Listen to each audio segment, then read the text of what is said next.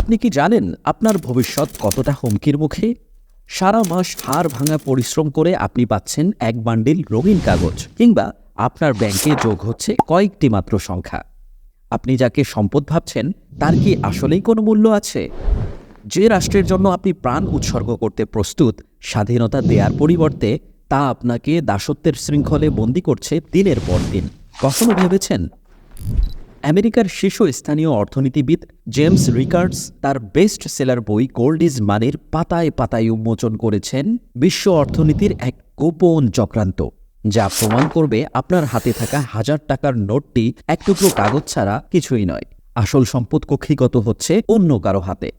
অপরদিকে রাষ্ট্রবিজ্ঞানী কারেল বেকম্যান ও Frank Kirsten তাদের জনপ্রিয় বই বেয়ন্ড ডেমোক্রেসিতে দেখিয়েছেন রাষ্ট্র ব্যবস্থা হিসেবে গণতন্ত্রের একচোখা নীতি ও দ্বিচারিতার ভয়ঙ্কর চিত্রগুলো। ১৩টি পয়েন্টের অধীনে গণতন্ত্রের এমন ভয়াবহ সব বাস্তবতা তুলে ধরেছেন তারা, যা আপনার চিন্তাকে উলটপালট করে দেবে। একজন সচেতন নাগরিক হিসেবে এবং ভবিষ্যতের সুরক্ষার্থে এই দুটি বই আপনার অবশ্যই পড়া উচিত। অর্ডার করতে ক্লিক করুন অর্ডার নাও বাটনে।